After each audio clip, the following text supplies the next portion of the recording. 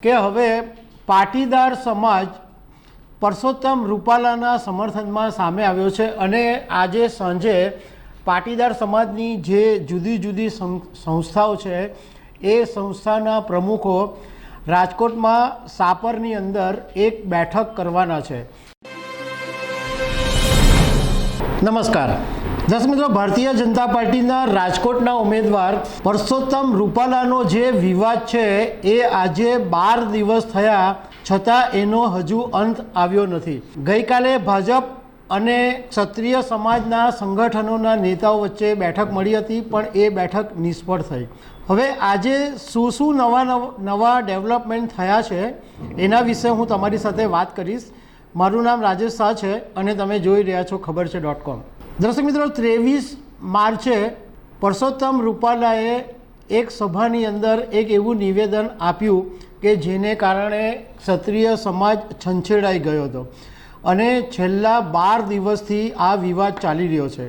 ભાજપે ઘણા પ્રયાસ કર્યા ડેમેજ કંટ્રોલ કરવાના। પહેલાં ગોંડલમાં બેઠક કરી, પછી CR પાટીલના બંગલે બેઠક થઈ, એમણે 2 હાથ જોડીને માફી માંગી અને ગઈકાલે ભાજપના નેતાઓની સાથે ક્ષત્રિય સમાજના જે જુદા જુદા સંગઠનો છે એની અમદાવાદની અંદર એક બેઠક મળી, પણ બેઠક ફટાફટ પતી ગઈ। પોણા કલાકની અંદર તો જાહેરાત કરી દેવામાં આવી કે આ બેઠક પડી ભાંગી છે, કારણ કે ક્ષત્રિય સમાજનો એક જ મુદ્દો છે, એમને માફી જોઈતી નથી। એમણે એમ કીધું કે માત્ર રૂપાલાની ટિકિટ રદ થાય એટલી જ અમારી માંગ છે, બીજું કંઈ માફી કે અમારે બીજું કશું કંઈ જોઈતું નથી।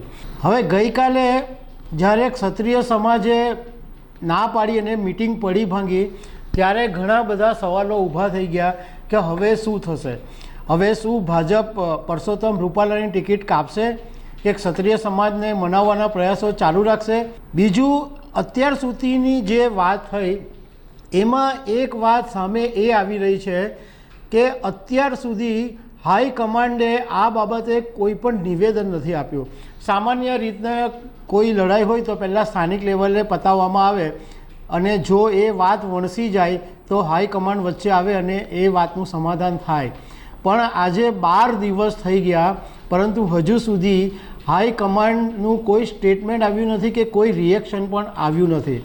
હવે બીજું જે આજનું જે એક નવું ડેવલપમેન્ટ છે એમાં એ જાણવા મળ્યું છે કે હવે પાટીદાર સમાજ પરસોત્તમ રૂપાલાના સમર્થનમાં સામે આવ્યો છે અને આજે સાંજે પાટીદાર સમાજની જે જુદી જુદી સંસ્થાઓ છે એ સંસ્થાના પ્રમુખો રાજકોટમાં સાપરની અંદર એક બેઠક કરવાના છે અને એ બેઠકની અંદર પરસોત્તમ રૂપાલાને કેવી રીતના સમર્થન આપવું અને આ ક્ષત્રિય રાજપૂત સમાજનો જે વિવાદ છે એની સામે કેવી રીતના લડવું, આ બધી બાબતોની આ બેઠકની અંદર ચર્ચા થઈ શકે છે।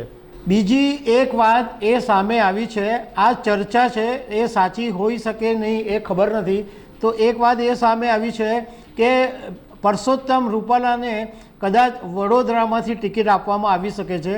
વડોદરામાં ઓલરેડી એક વખત ટિકિટ બદલાઈ ગઈ છે, રંજનબેનની જગ્યાએ ડૉક્ટર હેમાંગ જોશીને ટિકિટ આપવામાં આવી છે, પરંતુ આ શક્યતા ઓછી લાગે છે, કારણ કે ક્ષત્રિય સમાજની જ્યારે ગઈકાલે મિટિંગ થઈ ત્યારે એમણે એક વાત સીધી અને સ્પષ્ટ કહી દીધી હતી કે એવું નથી કે માત્ર રાજકોટ બેઠક પરથી જ રૂપાલાની ટિકિટ રદ થાય, કોઈ સંજોગોની અંદર બીજી કોઈ જગ્યાએથી પણ પરસોત્તમ રૂપાલાને ટિકિટ આપવામાં આવશે તો એ સમાજ નહીં ચલાવી લેવામાં આવે।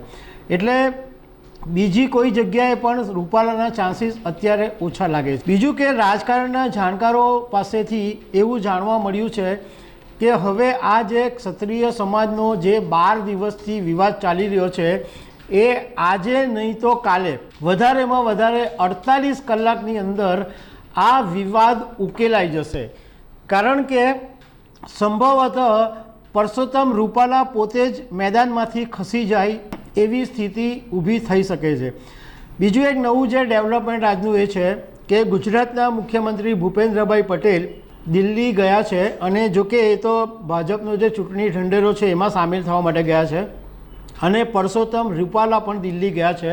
એ પણ સરકારી કામ માટે જ ગયા છે કે એક મિટિંગ છે એમાં એમને હાજરી આપવાની છે, પરંતુ એમનું દિલ્હી જવું એ કંઈક ને કંઈક એમાંથી રસ્તો નીકળી શકે છે, કારણ કે અત્યારે જ્યારે આ વિવાદ ચાલી રહ્યો છે તો હાઈકમાન્ડની કોઈ પણ સલાહ કે એનાથી રસ્તો નીકળી શકે છે.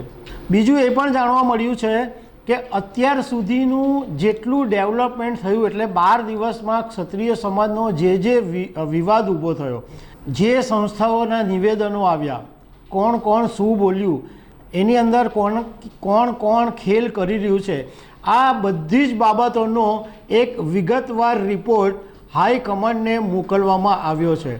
જોકે એક વાત સમજવા જેવી છે, અને કેટલાક નેતાઓએ એવું કીધું બી ખરા કે ભાઈ આ અત્યારના જે લડાઈ ચાલી રહી છે એમાં બે સમાજોના ભાગલા નહીં પડી જાય એ જોવું રહ્યું, કારણ કે આ જે ક્ષત્રિય સમાજની જે લડાઈ છે એ માત્ર પરસોત્તમ રૂપાલાની સામે છે, નથી ભાજપની સામે, નથી પાટીદાર સમાજની સામે, કે નથી કોઈ બીજા સમાજની સામે. તો એ વાત પણ સમાજે જોવાની જરૂર છે કે આ બધી લડાઈની અંદર બે સમાજોની વચ્ચે ભાગલા નહીં પડી જાય, પાટીદાર સમાજ સામે આવી જાય, ક્ષત્રિય સમાજ સામે આવી જાય, અને એમાં વચ્ચે બીજા સમાજો કૂદી પડે અને રાજ્યનું વાતાવરણ દોડાઈ નહીં જાય, એ પણ ધ્યાન રાખવું પડશે.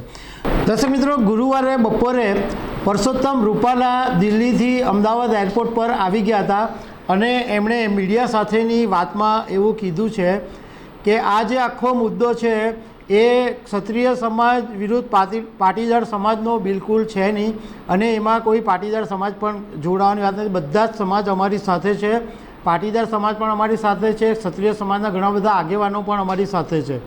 એટલે આ મુદ્દાની અંદર પાટીદાર અને ક્ષત્રિયની સામસામે લડાઈ થાય આવી બધી કોઈ વાત નથી. બીજી તરફ કેટલાક પાટીદારોએ પણ એવી વાત કરી છે કે આ એક ક્ષત્રિય સમાજનો મુદ્દો છે અને માત્ર રૂપાલાની સામે છે, એમાં પાટીદાર સમાજને બોલવાનો કોઈ મતલબ નથી.